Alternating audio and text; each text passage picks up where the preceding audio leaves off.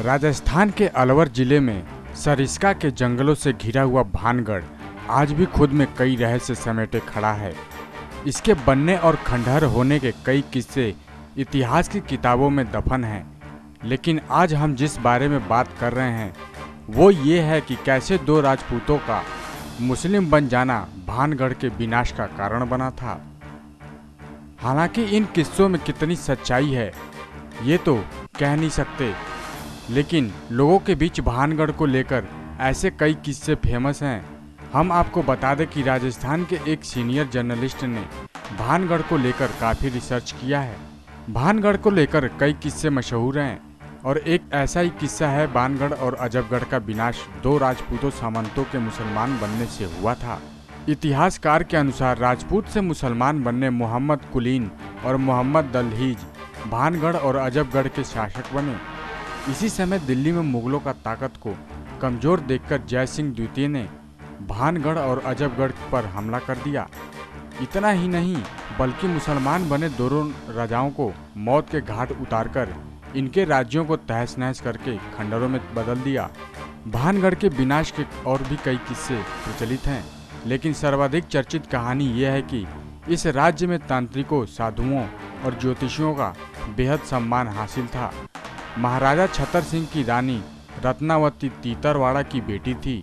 वो बेहद रूपवती तो थी ही, तंत्र मंत्र की विद्याओं में भी वो पारंगत भी थी।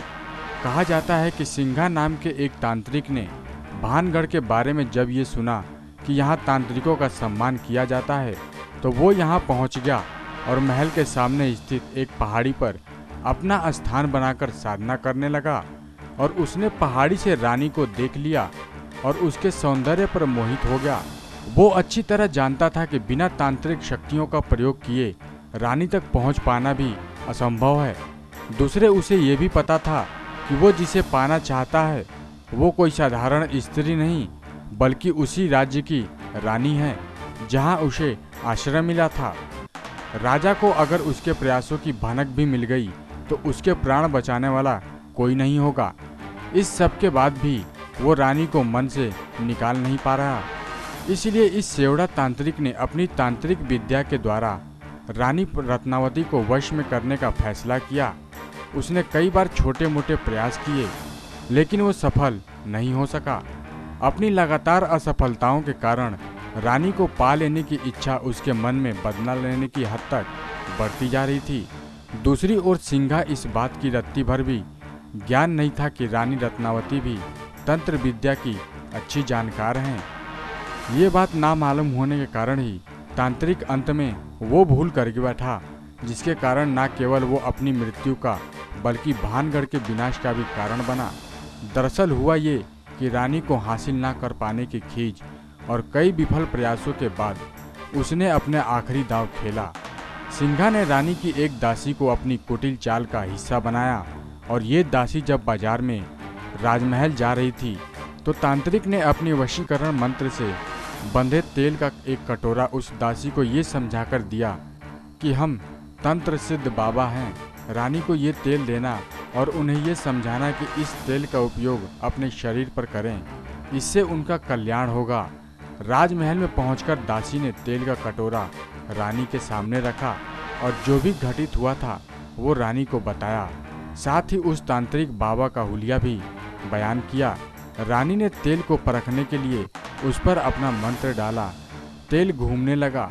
अपनी सिद्धि से रत्नावती ने जान लिया कि तेल में वशीकरण के साथ ही मारक मंत्र व तंत्र का प्रयोग किया गया है। रानी को समझ आ गया कि तांत्रिक ने उसे अपने मोह पाश में बांधने के लिए ही ये तेल दासी के साथ भिजवाया है। रानी के क्रोध की सीमा नहीं रही और इसी गुस्से में उसने उसी समय अपने सामने रखी तेल की कटोरी पर सिद्ध मारक मंत्र पढ़कर वहीं से सामने वाली पहाड़ी पर फेंका। तेल एक भयानक आवाज के साथ शिला के रूप में वहां से उड़ा और कहर बनकर तांत्रिक के ऊपर टूटा और सिंघा वहीं मृत्यु को प्राप्त हुआ। कहते हैं कि मरने से पहले वो श्राप दे गया कि मंदिरों को छोड़कर सारा भानगढ़ नष्ट हो जाएगा और सभी लोग मारे जाएंगे।